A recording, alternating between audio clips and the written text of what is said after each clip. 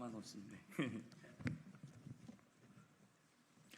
안녕하십니까. 검찰 독재 정치탄압대책위원회 위원장 장경태 최고위원입니다. 오늘 기자회견에 앞서 참석하신 분들 소개해 올리도록 하겠습니다. 법사위 간사를 맡고 계신 김승원 의원님 참석하셨습니다. 검도기 부위원장 맡고 계신 김지호 부위원장님 참석하셨습니다. 네, 오늘 아무튼 이 최은순 장모의 성남시 16만 평에 대한 명의신탁에 대해서 국민의힘 규탄 발언하기 위해서 기자회견장에 섰습니다. 그럼 바로 기자회견 시작하겠습니다. 윤석열 대통령의 장모 최은순 씨의 성남시 16만 평 명의신탁 거짓말로 국민을 속인 국민의힘을 규탄합니다. 지난 2022년 1월 15일 더불어민주당 대선 선대위 현안 대응 TF는 윤석열 대통령 후보 장모 최은순 씨의 성남시 중원구 도촌동 임야 16만 평 신도시급 부지입니다. 양평군 강상면 병산리 5개 필지, 송파구 60평대 고급 아파트, 양평군 강상면 교평리에 있는 농지 명의신탁 실소유 의혹을 제기하였습니다.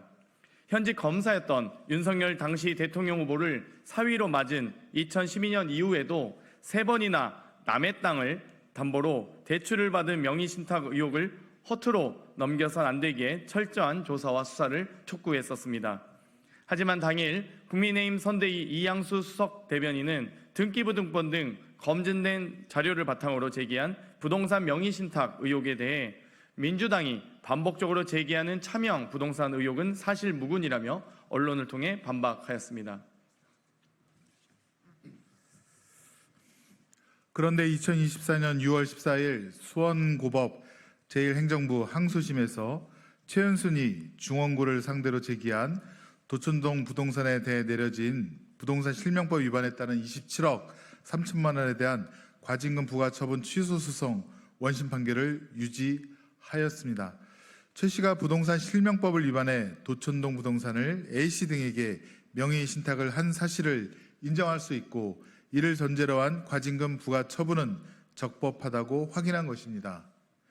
그때 당시 국민의힘 선대위는 검증된 자료를 바탕으로 제기한 최은순 씨의 성남시 16만 평 차명 의혹에 대해 당선을 목적으로 사실 무근이라며 허위 사실을 유포한 것이 되고 결국 선거법 위반 행위를 한 것으로 의심은 되나 지금 공소시효가 지나서 법적 책임을 물을 수는 없습니다.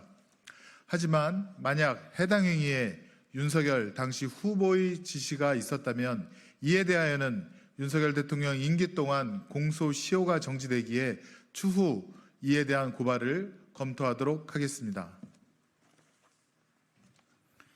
이러한 사실을 방치한다면 현직 검사를 사위로 맡고 무려 16만 평, 당시 성남시 중원구청 통지서에 따르면 평가액이 185억여 원이나 되는 부동산을 차명으로 대범하게 소유했던 장모가 이제는 대통령이 된 사위를 믿고 더 대범한 일을 벌일 수 있습니다.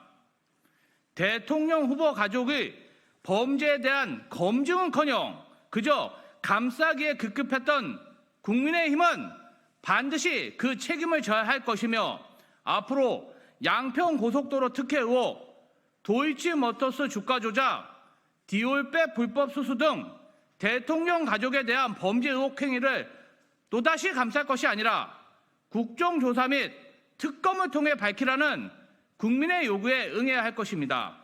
마지막으로 선거법 공소시효가 지나 법적 책임을 물을 수 없지만 국민의힘과 당시 수석 대변인으로 직접 입장을 냈던 이양수 의원은 국민을 거짓말로 호도한 행위에 대해 즉각 사과하시길 바랍니다. 2024년 6월 18일 더불어민주당 검찰 독재 정치탄압 대책위원회.